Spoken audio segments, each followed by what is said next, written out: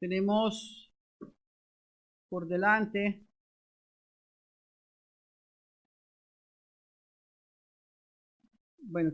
hemos venido hablando acerca de qué, ¿se acuerda? Humanismo versus cristianismo. Y dentro de ese versus hay otros más pequeños. Hace 8 días y hace 15 días hablamos de dos. Bueno, de uno realmente. Y era, ¿cuál? Fe versus positivismo. Hoy, nuestro sermón tiene un título y hace parte de esta serie en contra del humanismo. El título es La mente de Cristo versus la mente mundanal. La Biblia dice, querido hermano, que así como el hombre piensa, tal cual es. Eso lo dice el proverbio. Como el hombre piensa, tal cual es. En su mente es donde están todos sus deseos, lo que usted quiere hacer. La cuestión es cuál es el motor para cumplir sus deseos. Que Dios sea glorificado o que usted sea glorificado. Esa es la gran diferencia entre una mente cristiana y una mente mundanal. El creyente, querido hermano, existe para glorificar a Dios en todo lo que hace. ¿Amén? ¿O lo duda? ¿Qué cree usted? ¿Usted cree que existe para glorificar a Dios? ¿O usted cree que está en esta tierra para ser feliz? ¿Cuál de las dos? ¿O para ser feliz? Porque el pensamiento del mundo está basado precisamente en eso, que todo tiene que girar en torno a que yo sea feliz. Es que yo me merezco algo mejor. ¿No ha escuchado usted a alguien decir eso?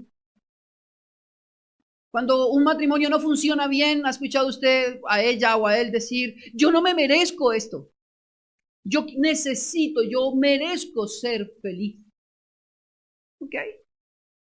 La cuestión es que ese tipo de pensamiento se mezcla en la iglesia. Y cuando hablamos de una mente de Cristo, estamos hablando de lo que un creyente debe atesorar en su mente y lo que debe vivir. ¿Ok? Yo me propongo por medio de estos sermones, porque son como 3, que usted pueda identificar si su mente está permeada por el mundo o si realmente su mente es una mente cristiana. De manera que esta serie de sermones no va a ser una serie tan expositiva porque es temático. La idea es que podamos tener un tema central llamada la mente de Cristo versus la mente mundanal e ir viendo cómo la Biblia desarrolla ese tema. En primera instancia, quiero que vayamos a la primera carta de Pablo a los Corintios.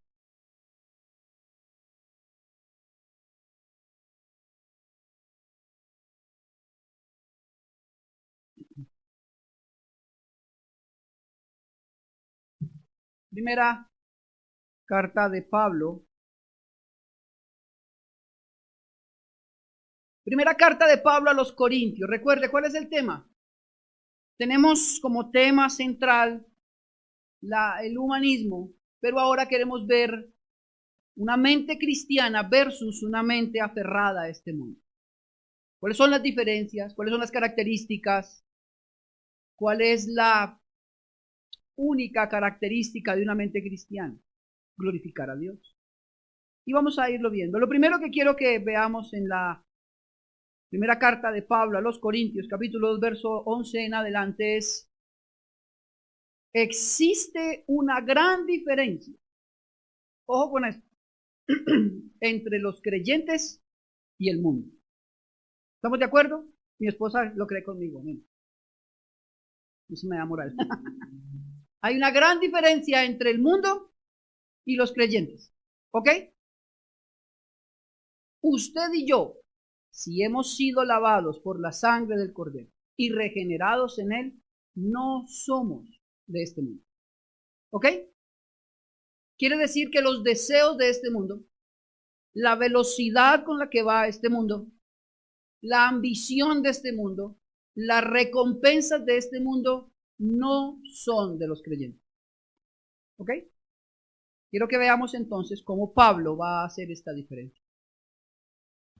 Verso 11 dice, porque ¿quién de los hombres sabe las cosas del hombre, sino el espíritu del hombre que está en él?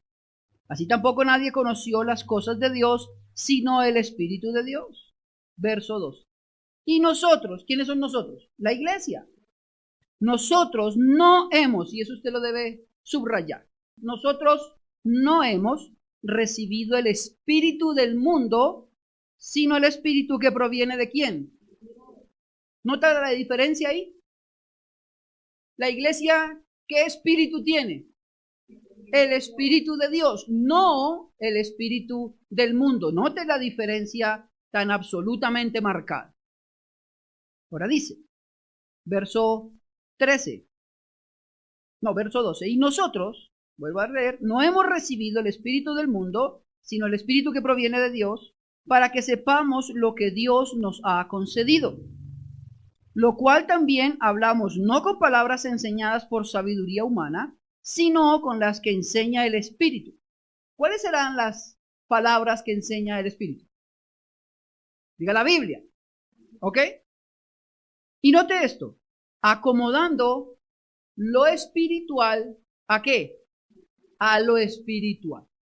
Note lo siguiente, pero es importante, pero el hombre natural no percibe las cosas que son del Espíritu de Dios. ¿Por qué? Porque para él son locura y no las puede entender porque se han de discernir ¿cómo? Espiritualmente. Nota que aquí hay otra diferencia muy marcada. ¿Quién entiende la verdad espiritual? Aquel que tiene el Espíritu de Dios, no el que tiene el Espíritu del mundo. Sigue el verso 15. En cambio, el espiritual juzga todas las cosas, pero él no es juzgado de nadie. Porque ¿quién conoció la mente del Señor? ¿Quién le instruirá? Note aquí. Más nosotros, ¿quiénes son estos? Tenemos la mente de Cristo. Oremos. Padre, gracias por tu palabra. Y te rogamos, Señor, que tu palabra en esta mañana penetre nuestro corazón. Rompa nuestra mente y esta cantidad de pensamientos que atesoramos, que exaltan al mundo, pero no te exaltan a ti. Ayúdanos a vivir conforme a lo que tú has hecho por nosotros. Gracias por la libertad que hemos tenido, todos nosotros, en Cristo Jesús, Señor nuestro. Amén y amén. Este pasaje entonces es bien importante para darnos cuenta que el creyente no es del mundo, no tiene el espíritu del mundo y no debe actuar como el mundo. ¿Ok? Es importante también porque el creyente, según este texto, posee el Espíritu de Dios y la mente de Cristo. Esto es clave. De manera que lo primero que quiero mostrarles está en el verso 12. Y nosotros, ¿qué dice ahí? No hemos recibido el Espíritu de ¿quién? De manera que un creyente que ha sido salvo por Cristo, un creyente que le habita el Espíritu Santo, un creyente que tiene la mente de Cristo, en él no pueden estar los deseos del mundo, y mucho menos practicarlos. ¿Ok? El creyente no puede tener esa dualidad con la que hoy nos quieren hacer ver que es normal. El creyente está pensando en que, no sé, es que para mí es difícil dejar de tomarme una cerveza. No te preocupes, eso va pasando. No, si es un creyente no tiene ese espíritu. Si es un creyente le interesa exaltar a Dios, no alimentar su carne con los deseos del mundo. ¿Me hago entender aquí? No hemos recibido. Por eso es importante que usted lo subraye. Cada vez que lo lea se va a acordar, no hemos recibido el espíritu del mundo. Esto es importante porque también nos deja ver que entonces en este mundo no está la satisfacción del creyente. ¿No es de acá? No le interesan las cosas de acá. Claro, trabajamos, vivimos en este mundo, estamos en este mundo, pero no somos. Y cuando se refiere al espíritu del mundo, Pablo está dejando claro que ese sistema ya no hace parte del corazón del creyente. El creyente ha sido liberado por la obra de Cristo. De manera que no le interesan tantas cosas que aquí pasan. Yo algún día hablaba con mi esposa en una iglesia donde creo que hace como 4 o más años que Colombia estaba en el Mundial. Y justo era un partido de la selección Colombia el domingo. Y adivine qué hicieron en la iglesia. No hubo culto. No hubo culto porque nos vamos a ver el partido. En estas elecciones conocemos varios lugares que dicen ser iglesias, se cerraron para que las personas fueran a votar. No hubo culto. Volvemos a lo mismo, hay un espíritu del mundo que queremos funcionar como el mundo funciona. No. Y a través de estos sermones quiero dejar en su corazón las características de alguien que vive para Cristo y cómo debería vivir. De manera que lo primero que nos enseña esto es que no tenemos, recuerde, no hemos recibido el espíritu del mundo, que hemos recibido el espíritu de Dios. De manera que el verso siguiente, el verso 13, nos dice, bueno, terminando el 12, dice, el espíritu que proviene de Dios, note, para que sepamos lo que Dios nos ha concedido. Un creyente que vive para agradar al mundo, que en su mente está solamente el desarrollo de su vida personal en este mundo, difícilmente entiende la voluntad de Dios, porque su mente está prensada a esta tierra. Entonces es el creyente que dice, es que yo merezco más de Dios. No sé si lo ha escuchado usted alguna vez. Es que Dios no me ha dado lo mejor que yo quiero. Quiero decirle algo, querido hermano, lo mejor de Dios para nosotros es Cristo. Y eso nos basta. Pero como su mente está anclada a esta tierra, él cree que lo mejor es una casa, un carro, un buen puesto, un renombre, títulos. Él considera que eso es lo mejor que Dios tiene para él. Su mente está anclada a esta tierra. No logra entender lo que Dios dice a través de su palabra. ¿Por qué? Porque Pablo lo dice, hay que acomodar lo espiritual a lo espiritual. ¿Amén? No me mire así porque me está produciendo nervios usted mirándome con cara desorbitada. Tranquilo, esto se pone bueno. ¿Sí? Esto es solo la introducción. De manera, querido hermano, que ya viendo estos pasajes uno dice, wow, tal vez mi mente y mis deseos han estado muy contaminados por el mundo. Y es que ese es el problema del humanismo. De una manera muy sutil, casi imperceptible, penetró lo más profundo de nuestro ser. Tanto que muchos hoy dicen es que estoy peleado con Dios porque Dios no me ha dado lo que yo quiero. Como, mire, la Biblia enseña que Él es el Señor, nosotros somos sus siervos. Pero a través de este pensamiento humanista y que ha intoxicado e infectado tanto el corazón de la iglesia, ahora las cosas se trastocaron. Ahora Dios es mi siervo y yo soy el Señor. De manera que yo le puedo exigir a Dios. Yo le puedo decir a Él, dame tal cosa, y si no me lo da, me pongo bravo con Él. Estoy en guerra con Dios, me dijo alguien. Eso no tiene sentido, querido hermano. Así vive el mundo, pero no la iglesia. La iglesia entiende que el Señor es quien gobierna. Y un verdadero creyente que su mente está en Dios, tiene una joya que practica. Se llama el contentamiento. Entiende que todo lo que Dios provee es bueno. Que la manifestación de la voluntad de Dios, que es buena, agradable y perfecta, también se ve en lo que Dios provee. El trabajo que tengo, la casa que tengo, la iglesia que tengo, todas esas cosas hacen parte de cómo Dios me ama. Y estoy contento. No estoy peleando, es que tengo esta casa, pero yo quisiera una más grande. Y cuando tiene la casa más grande, entonces quisiera una finca. Y cuando tiene la finca, pero es que sin perros, siempre algo le falta. ¿Usted se imagina a Dios? Mirando al ángel Gabriel, viejo, ya no sé qué hacer. Una cosa terrible. El verdadero creyente no vive así.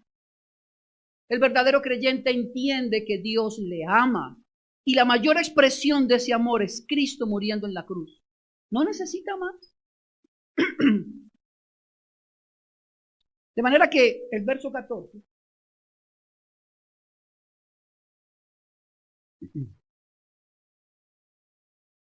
nos va a dejar ver una gran división entre el mundo y los creyentes. El verso 14 dice, pero el hombre natural, ¿qué dice ahí? No lo entiende. Hermano, hoy hay un movimiento que, no sé, en el culto empiezan a temblar y se caen, y otros andan como perritos, gritan, y están en medio de esa laraca, y llega a entrar alguna persona que no es creyente, ¿qué va a decir? La gente está loca, ¿cierto? Pero la respuesta de la iglesia es decir, tú no entiendes las cosas espirituales porque eres natural. Así se ha torcido este verso. No, realmente no es eso, porque hay que llamar locura a lo que es locura. Si yo empiezo aquí a temblar y me caigo y empiezo, no sé, a reírme sin sentido, eso no es que el Espíritu Santo me haya tomado. Eso es una locura. El texto nos está dejando ver claro que al no tener el espíritu del mundo, los creyentes viven diferente al mundo y el mundo no logra entender eso. ¿Cómo estos tienen paz en medio de circunstancias difíciles? ¿Cómo estos adoran a Dios siempre y no se debilitan? A eso se refiere el texto. El hombre natural no entiende. No está bien. ¿Cómo es posible que esta gente, por más que la humillamos, por más que la perseguimos, por más que queremos callarla, más fuerza cobra? ¿Por qué? Porque tienen el espíritu de Dios, no el espíritu del mundo. Y esto es importante porque si yo tengo el espíritu de Dios, si no el del mundo, actúo según Dios. De manera que yo no estaré de acuerdo con lo que el mundo está de acuerdo. Yo odiaré lo que Dios odia y amaré lo que Dios ama. ¿Ok?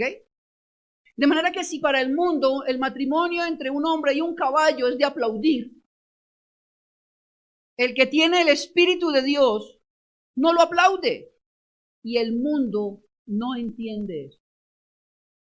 Amén. Si para el mundo poner una fábrica que asesine niños en el vientre, eso está bien porque eso es un derecho. Dios odia eso. El creyente, ¿qué debe decir? No, yo también lo odio. El mundo no entiende esa posición. ¿Por qué?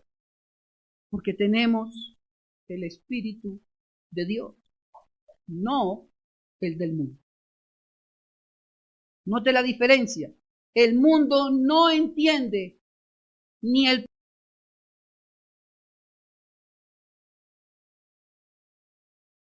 contrario. Juan lo llama la luz, hablando acerca del reino de Dios, y la oscuridad, hablando acerca del reino de las tinieblas. Y en ellas no hay comunión. Se repelen una a la otra. Y lo que debería nosotros entonces preocuparnos es cuánto la iglesia repele al mundo, porque el mundo repele a la iglesia. Pero cuánto la iglesia repele al mundo. Por el contrario, la iglesia abraza el mundo, esperando parecerse a ellos. Y nuestra mente también. Tendremos que empezar a hacernos preguntas como, si yo amo lo mismo que mi vecino ama, hablando de un vecino no creyente. Si mis metas, deseos y sueños son las mismas del mundo. Ahora bien, verso 16. Cierra el texto diciendo, mas nosotros, ¿quiénes? La iglesia, ¿qué tenemos? La mente de Cristo. Pablo, para referirse a que el creyente piensa diferente, el creyente actúa diferente, lo hace diciendo que el creyente tiene la mente de Cristo. De manera que ahora usted y yo no estamos sujetos a los rudimentos de este mundo. Estamos por fuera de ellos. Estamos por encima de ellos, tanto que él dice que el espiritual puede juzgar todas las cosas. ¿En qué sentido? En que puede discernir la verdad de la mentira. ¿Por qué?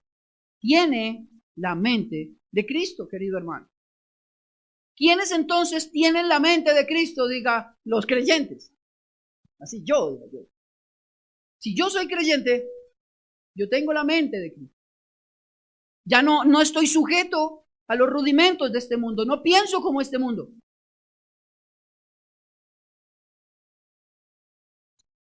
Recuerda que estamos viendo entonces que hay una diferencia.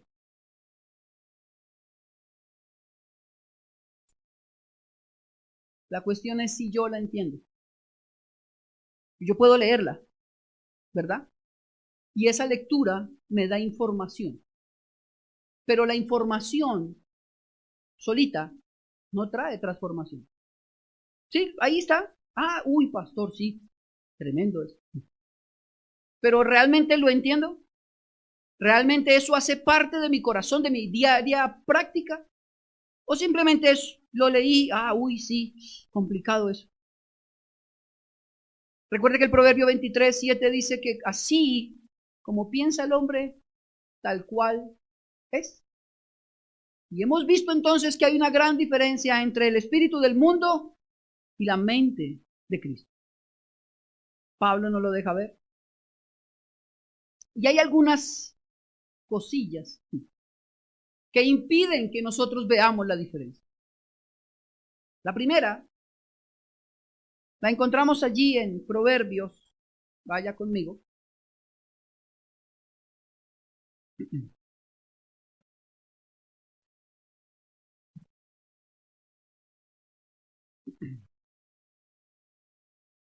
Proverbios, capítulo 16.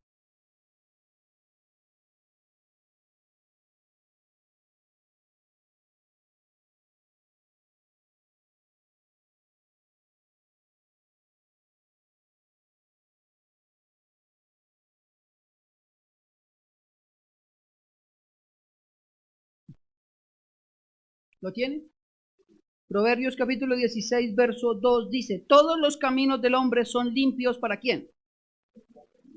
Pero Jehová pesa los espíritus. Note el engaño que habita en el corazón de los hombres. Todos los caminos del hombre son limpios en la opinión de quién. De manera que el primer problema que tenemos para no entender esta diferencia es que creemos que todo está bien. Ah, pastor, tampoco. Yo voy bien, pero usted va bien según quién. Su propia opinión. No, pastor, yo quiero ser exitoso y la meta en mi vida es que yo tenga casa, carro y beca y corriendo a la velocidad de este mundo y sacrificando la vida de sus hijos, viviendo una vida realmente sin ninguna condición espiritual. Y cuando se le pregunta, no, yo voy bien. ¿Pero cómo sabe que va bien? Pues porque a mí me parece. Apagando cualquier otro sistema. No le interesa que nadie le diga nada, porque en su mente ya creó todo un mundo, un montón de decisiones. Y esas decisiones tienen un motor. Para el creyente ese motor es la gloria de Dios. Para el que no lo es su propia gloria, su beneficio, su comodidad. Piensa en este verso. Todos los caminos del hombre son limpios en su propia opinión. Todo está bien. No hay ningún problema. Entonces, el primer estorbo que encontramos aquí para ver una diferencia entre el mundo y la iglesia o el mundo y los creyentes es que los creyentes consideran que todo está bien, que no hay de qué arrepentirse. Pastor, entonces me tengo que arrepentir de tanto trabajar. Si yo lo que quiero es que mis hijos tengan un buen futuro. Eso es una verdad a medias. Porque si usted cree que si quisiera un buen futuro para sus hijos, usted aseguraría que Cristo reina en su hogar. ¿Ve la diferencia? Pero como estamos tan metidos en este mundo, queremos correr como el mundo. Que mi hijo tenga lo que yo nunca tuve, debería usted entonces garantizar que tenga a Cristo, para que no repita los errores suyos. Que haya temor de Dios. No, que tenga los zapatos lindos. Que nadie se burle de mi niño porque llegó con un cuaderno feo. No, que llegue con los mejores cuadernos. Ese no es el espíritu de Dios. Ese es el espíritu del mundo. Y el texto nos dice que cuando alguien se le confronta con esto, él jura que todo está bien. Que no hay ningún problema. Que no tengo de qué arrepentirme. Yo ya vengo a la iglesia, pastor, no diga más, no pida más. Esto nos deja ver la infección del humanismo en nuestra fe. Esta es la introducción al sermón. No hemos empezado a predicar. De manera, querido hermano, que este texto es importante. Yo tenía un compañero con el que trabajábamos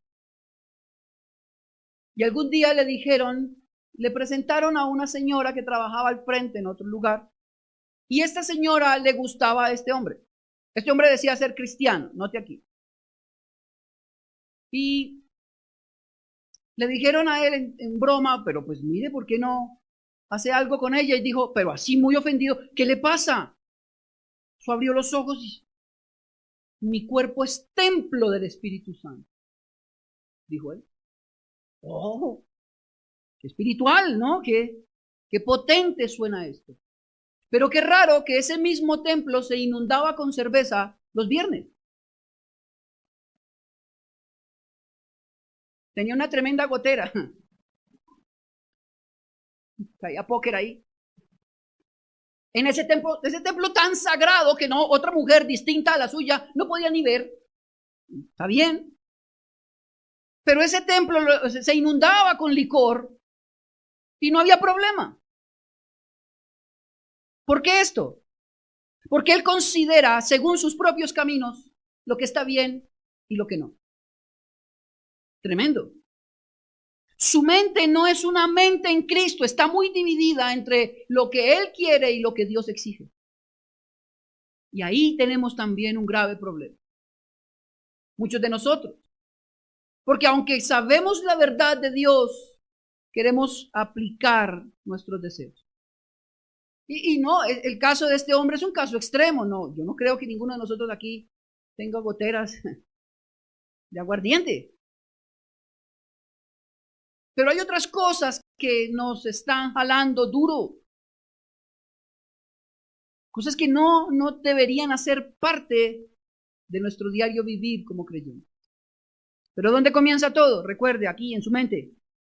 Lo que usted desea, lo que usted atesora. Y le recuerdo, el primer problema de no encontrar esta diferencia es asumir que todo está bien. ¿Cuál es el problema? Todo va bien. Yo siempre me acuerdo del cuento del tipo que se tira de la Torre Colpatria. Va cayendo. Y se repite, todo va bien, todo va bien. El problema será el golpe final. Todo va bien. ¿Qué pasa? ¿No me parte un rayo? Ay, pastor, es que usted es muy religioso. Pastor, es que usted es muy radical. Usted debería bajarle una nota, me dijo alguien. Ok. Pero recuerde el golpe final. Se acordará usted de mí, de mi ortodoxia. Necesitamos vivir de manera diferente. ¿Y dónde comienza esto? Aquí, en su mente, lo que usted atesora. No todos sus caminos están bien. La segunda consideración que tendremos hoy frente al por qué no encontramos la diferencia entre el mundo y el creyente es que no consideramos que la transformación de la mente es un mandato bíblico.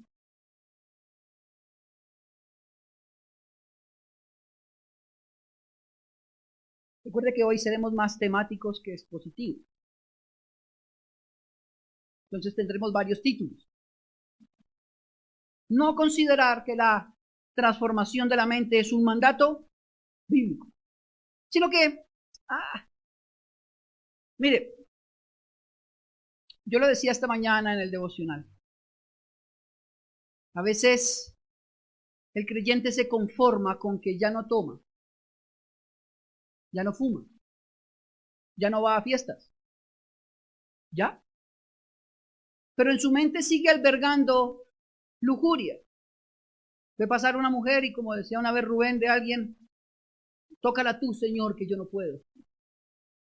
Espiritual el hombre, ¿no? En su mente hay una gran cantidad de suciedad, pero él ya no baila. Como ya no toco a otras mujeres, ya coroné. Pero Jesús deja algo muy claro, y es que el principio del adulterio no está en que termine en una cama con una mujer o con un hombre, sino que la deseó en su corazón, lo pensó. Eso implica que la mente debe transformarse. Mateo capítulo 22.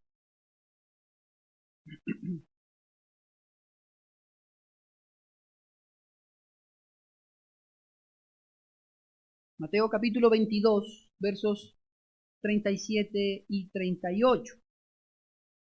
¿Qué estamos haciendo? Estamos viendo, estamos poniendo la base donde vamos a construir nuestros sermones, entendiendo que el creyente debe transformar su mente, que hay una diferencia entre el mundo y el creyente, y que es un mandato bíblico hacer.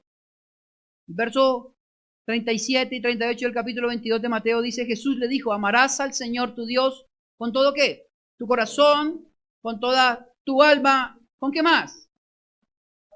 Con toda tu mente. Este es el primero y grande mandamiento. ¿El primero y grande qué? Mandamiento. Cristo mismo, Dios en la tierra, está diciéndole a sus discípulos que deben amar a Dios ¿cómo? Con su mente. De manera que lo que usted y yo atesoramos en nuestra mente también adora a Dios. Imagínese que Dios nos pusiera un puerto USB en nuestra cabeza, aquí al final, y se grabara automáticamente todos sus pensamientos durante la semana. Y el domingo el pastor a discreción escoge uno o dos de los miembros de la iglesia para reproducir sus pensamientos. Ahí en ese televisor. Y la iglesia llena. ¿Usted se avergonzaría de eso? ¿Sí o no? Yo quiero recordarle que su vergüenza sería porque los demás hermanos lo vieron. Pero todos los días sus pensamientos son audibles a Dios. Ese es el problema. ¡Ay, qué vergüenza que el pastor sepa lo que yo digo, lo que yo pienso! No se preocupe por mí, porque al igual que usted, yo estoy en esta tierra y también peco. Preocúpese porque sus pensamientos son gritos al oído de Dios. Ese es el problema.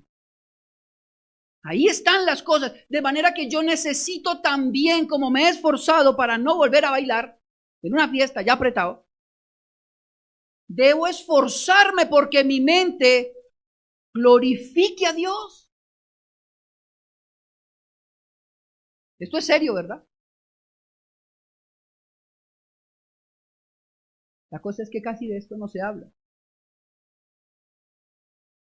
Pero en nuestra mente habita nuestro ser. Ahí, encerrado. Yo le digo a mi hija que mi hija es muy distraída. Y me está hablando con ella y así y saca otras cosas por ahí. Ella solita se entiende. Y ya nosotros con los años nos hemos esforzado para alcanzarla. Entonces ella está hablando una cosa y dice otra y vuelve al tema.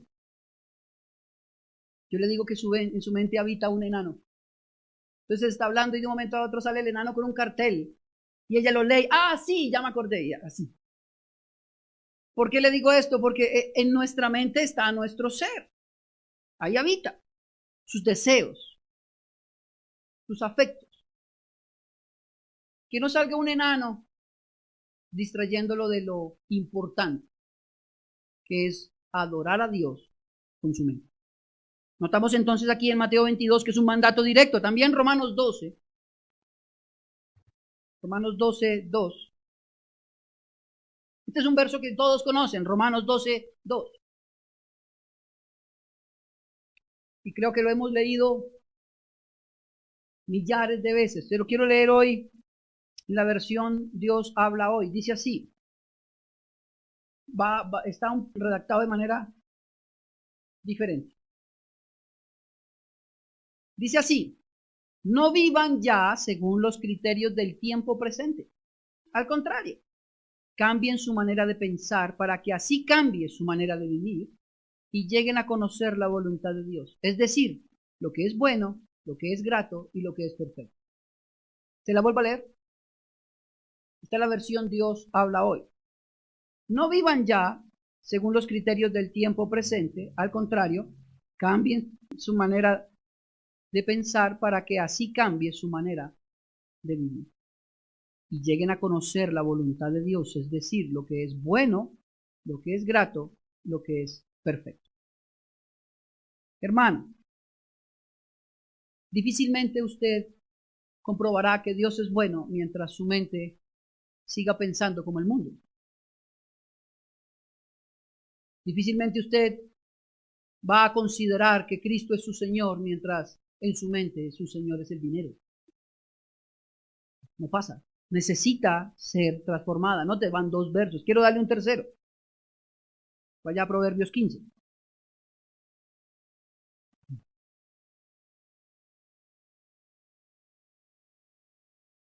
Verso 14. 15, 14. Proverbio 15, verso 14. Note. ¿Lo tiene ya? Dice, el corazón entendido, ¿qué busca? Mas la boca de los necios se alimenta de necedad.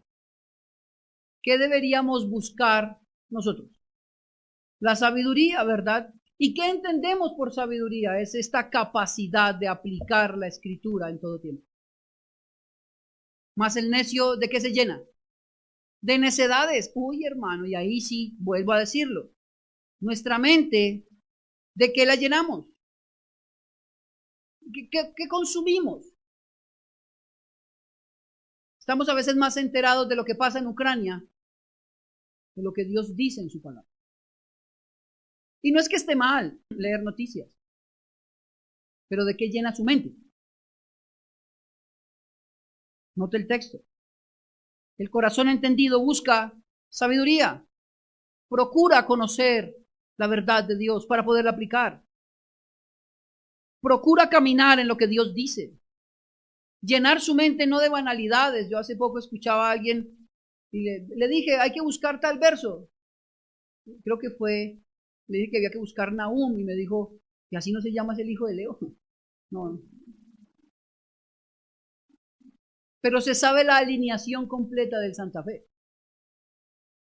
Entonces, ¿de qué está llenando su mente?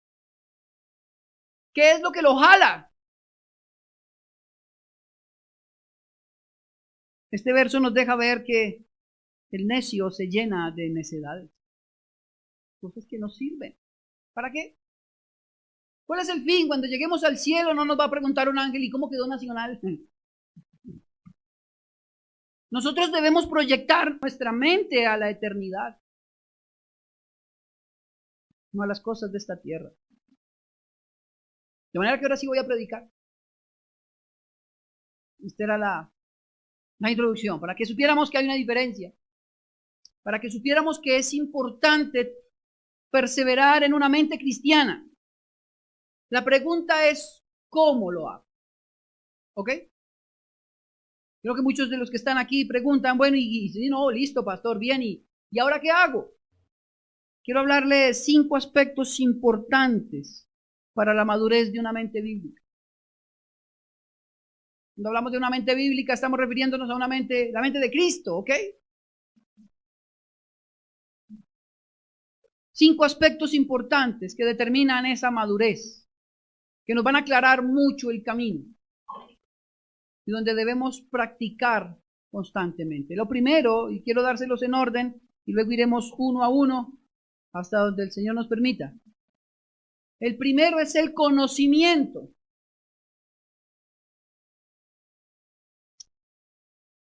Entendiendo en primera instancia este conocimiento como la recepción de información. Hablando acerca de la escritura, de Dios, de Cristo, ¿ok? Recuerde que estamos hablando de lo espiritual, acomodándolo a lo espiritual. Lo primero allí es el conocimiento, esta primera información. Lo segundo es una perspectiva y es ver la vida como Dios la ve. Ahí también hay una gran diferencia. Muchos de nosotros no llamamos pecado a lo que Dios llama pecado, pero decimos ser creyentes. Entonces eso no es congruente, es contradictorio. Lo tercero es la convicción, y es que no solo tengo una perspectiva, sino que estoy absolutamente seguro que eso es verdad y lo aplico en mi vida.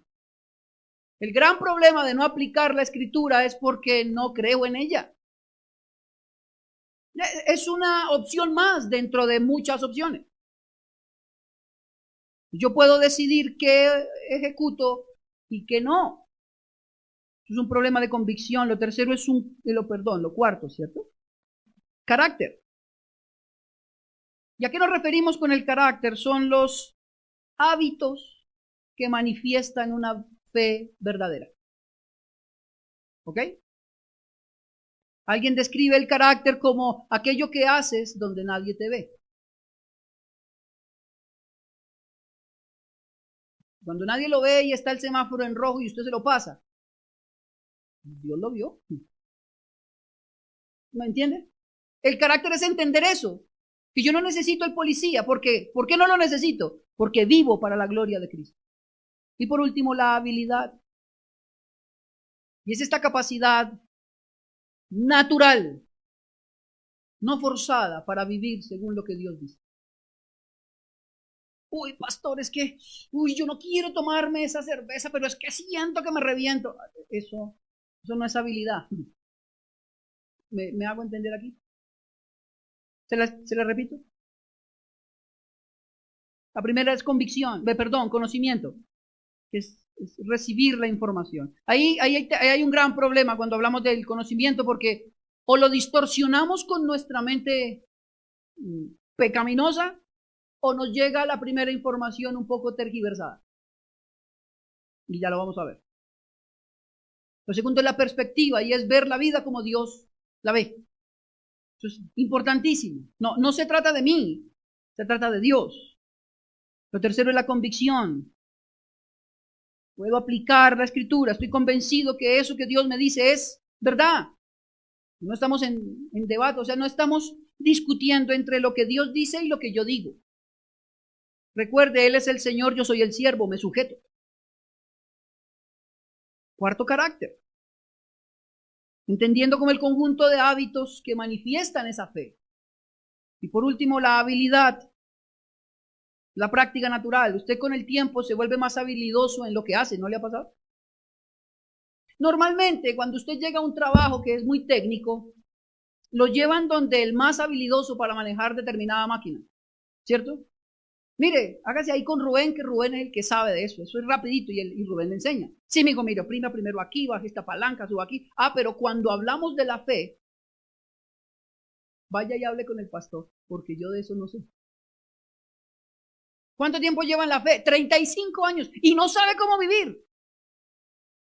No tiene habilidad. ¿Dónde debió empezar a trabajar? Su mente.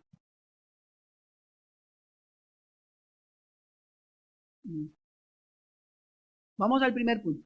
Ahora sí. ¿Cuál es el primero? Conocimiento. La información. ¿Ok? Quiero que vaya a Juan, capítulo 3, por favor. Hemos visto hasta aquí entonces que hay una gran diferencia entre cómo piensa el mundo y cómo piensa la iglesia, ¿verdad? La iglesia tiene el Espíritu de Dios y la mente de Cristo, qué tremendo privilegio. El mundo no.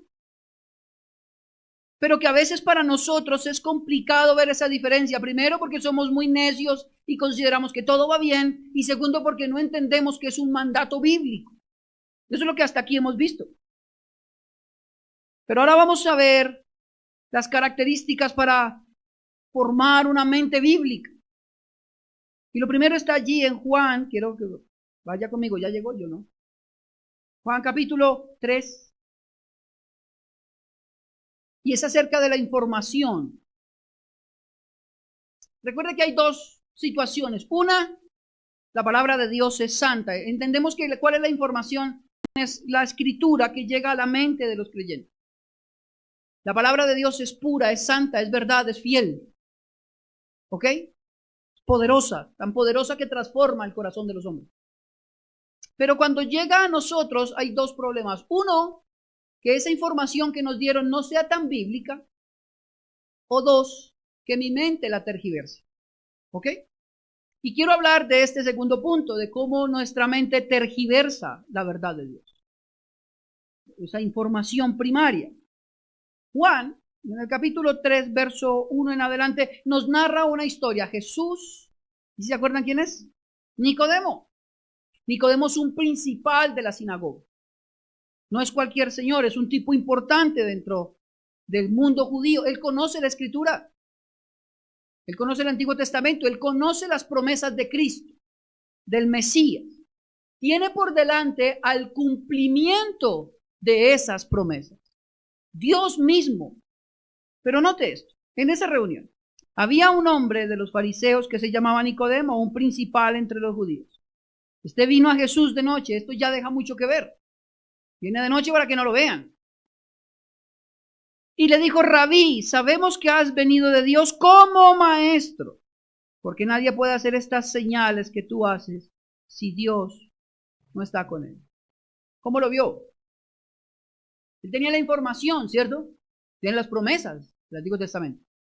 Y tiene al Mesías por delante, pero ¿cómo lo ve? ¿Como un maestro más?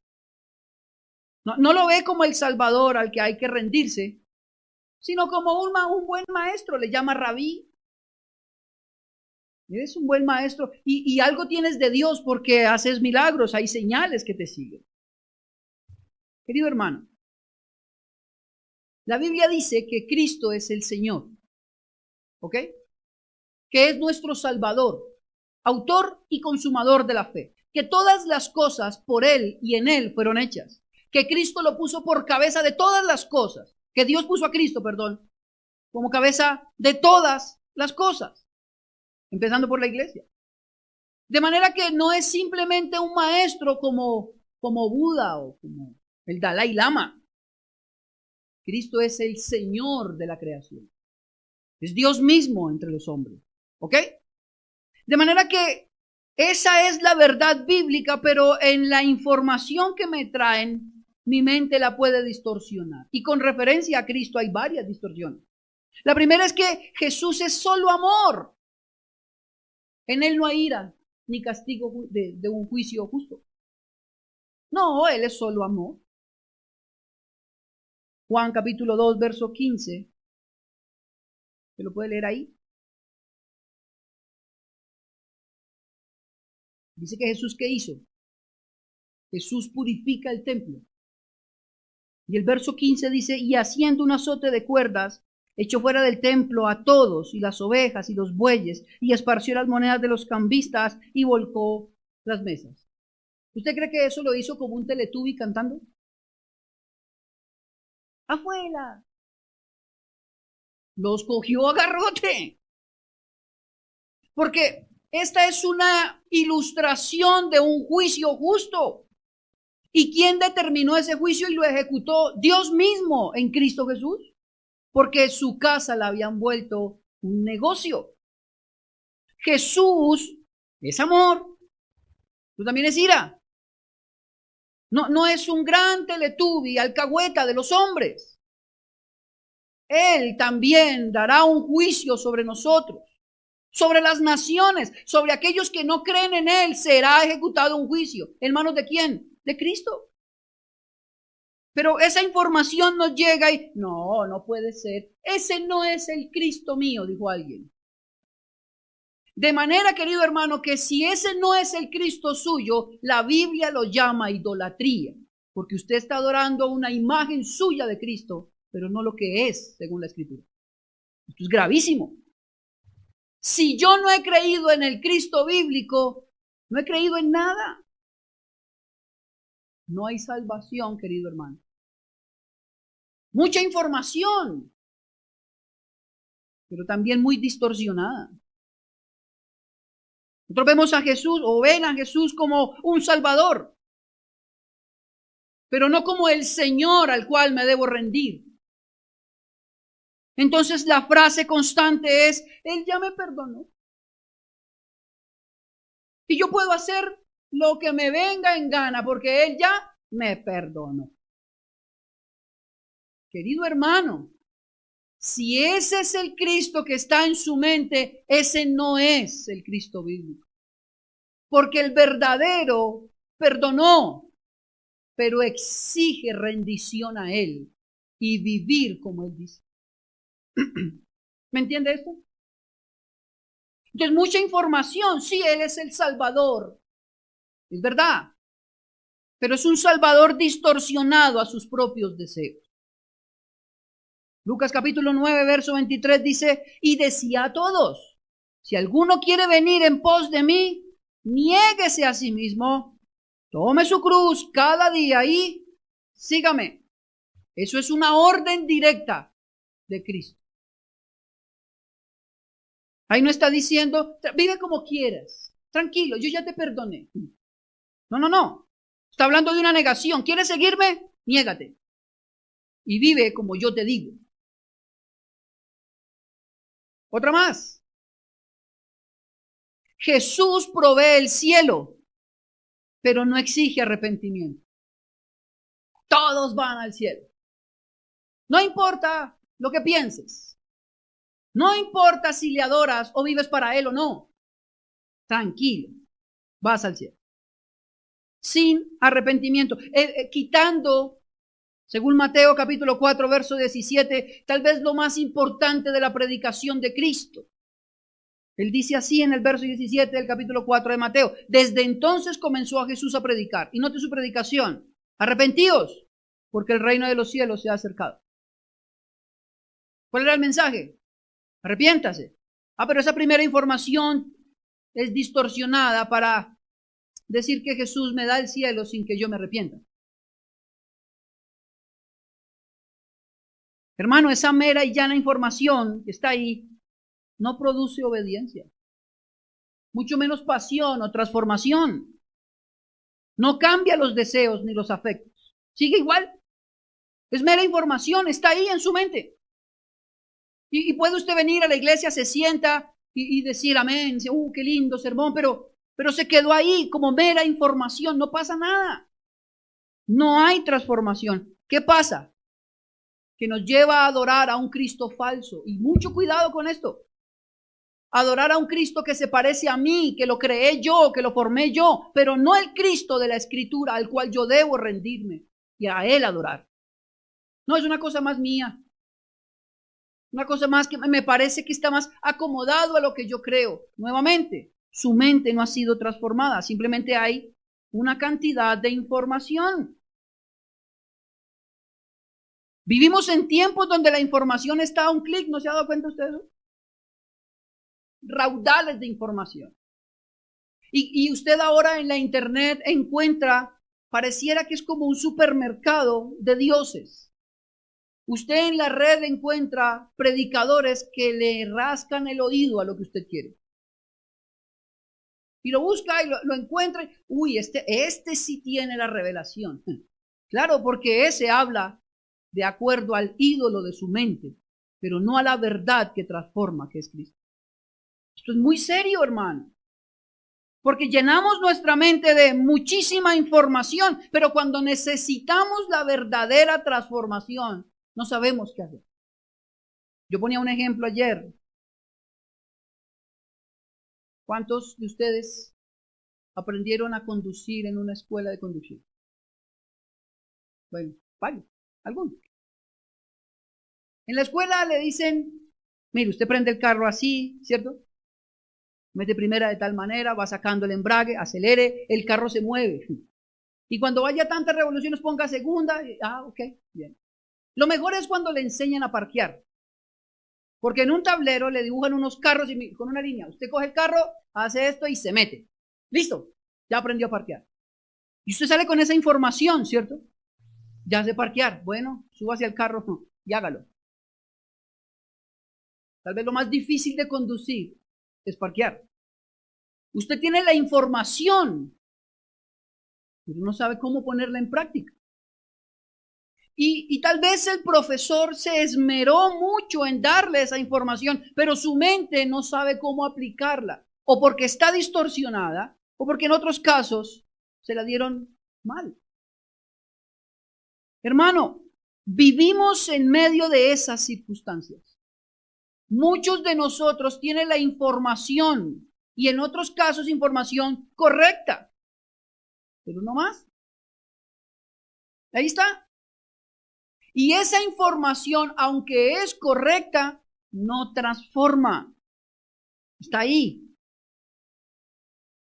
He visto cómo muchos miembros de esta casa saben Biblia, toda la que usted quiera. Eso se repiten los versos de memoria, conocen los datos, pero no el contenido de sus datos. Terrible. O ellos consideran que el poder es el ruido. Y yo puedo coger un Renault 4 y ponerle atrás un exhausto que suene durísimo. Y le aseguro, usted lo puede escuchar a 10 cuadras, pero cuando me vea llegar en él es un carrito ahí de Topolino. Pero suena duro. No hay poder, no hay ninguna transformación, solo hablan y hablan y hablan y uy, como sabe. No, eso es mera información. Hermano, yo le invito a que usted empiece a analizar su pensamiento. ¿Cuánto de lo que usted conoce de Dios lo ha traído a su obediencia y ha transformado su vida? Esto es clave. Si no es mera información. Conozco una cantidad de muchachos que hoy son los teólogos de Facebook. Eso se la saben todas, con todo el mundo discuten.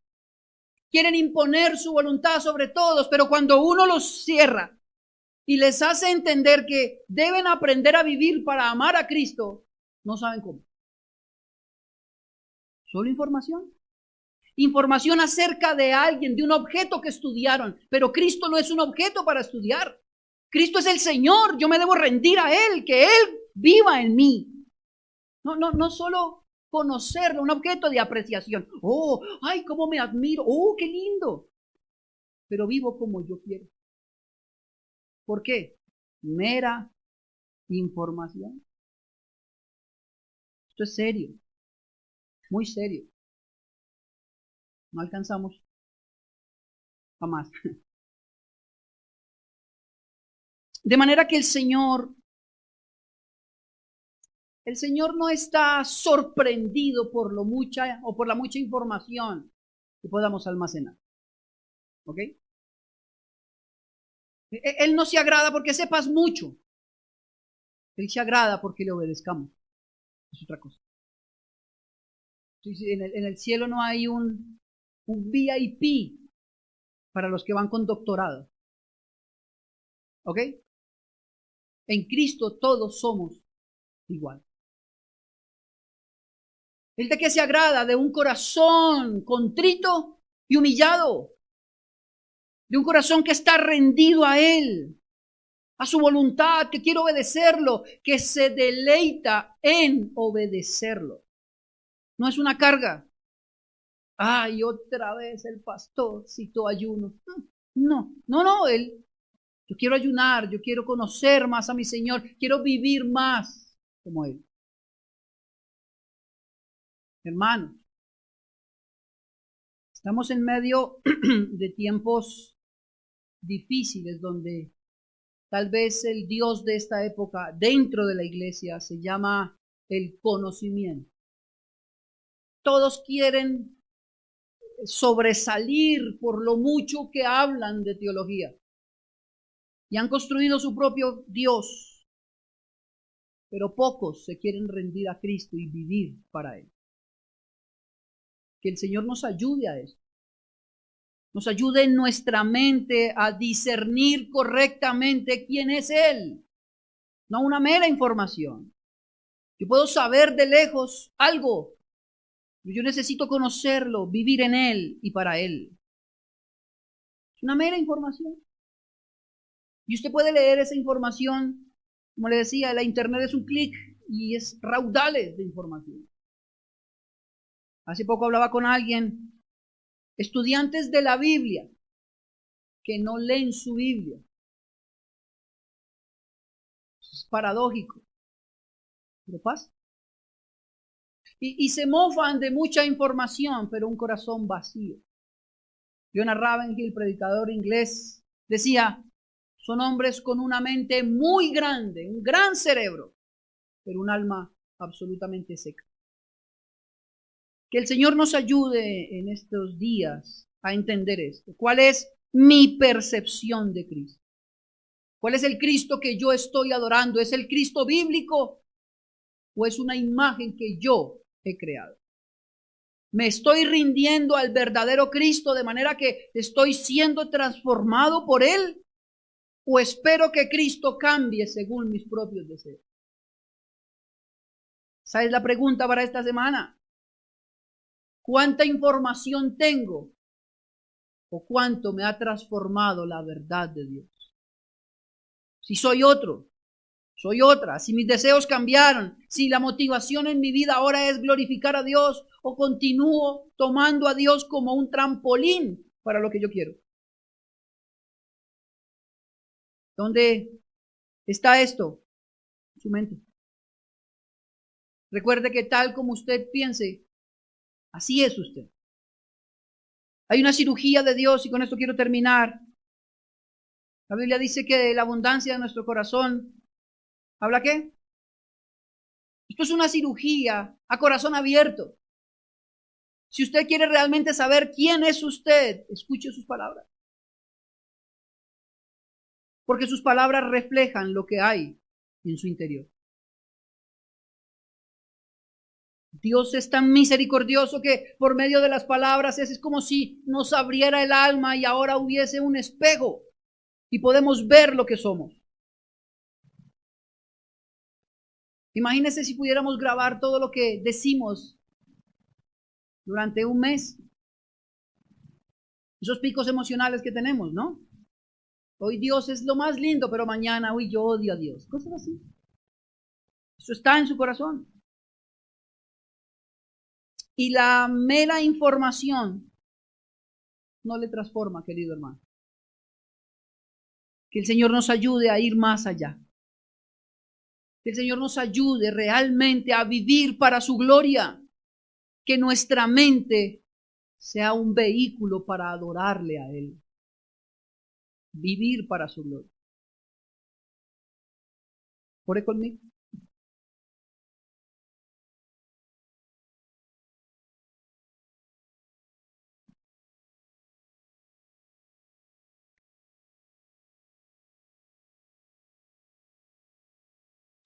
Señor, qué bueno eres tú. Cuando tenemos la oportunidad de ir a tu palabra y encontrar esto, nos damos cuenta de algo importante y es que aunque no lo hacemos bien, tú nos amas. Gracias por amarnos. Señor, y hoy apelamos a tu misericordia. Te rogamos nos perdones. Porque hemos creado un Dios que no se parece a ti, según nuestra propia interpretación de la información recibida. Muchos de nosotros continúan entendiendo que no hay diferencia entre el mundo y nosotros, Señor. Perdónanos. Creemos que estamos puestos en este mundo para agradar al mundo y no para glorificarte a ti. Perdónanos, Señor. Ayúdanos en tu gracia, Padre. Ilumínanos por medio de tu Espíritu Santo. Señora, que podamos vivir correctamente para tu gloria. Señor, y como dice claramente Mateo, podamos a adorarte con todas nuestras fuerzas, con todo nuestro corazón, pero también con toda nuestra mente. Queremos cumplir el mandamiento, Señor. Queremos hacerlo bien para tu gloria. No porque merezcamos un aplauso, un título, no, eso es lo de menos. Padre, queremos glorificarte a ti. Tú eres nuestro Señor. Fuiste tú quien nos dio vida juntamente con Cristo. Fuiste tú quien nos ha proveído el Espíritu Santo, Señor. Fortaleza en medio de la angustia. Eres tú quien nos permite la iglesia, Señor, para exaltarte a ti. Señor, por favor, cambia nuestros pensamientos y ayúdanos a vivir para tu gloria. Ayuda a esta generación de jóvenes, Padre, que están siendo sorprendidos por el conocimiento. Ayúdales a vivir de manera práctica, en obediencia a ti, y que ese conocimiento no los embote y los lleve a la idolatría. Y ayúdanos a nosotros, los mayores, a enseñar a los menores a vivir correctamente. Gracias, Cristo de la gloria. En el nombre de Jesús. Amén. Y amén.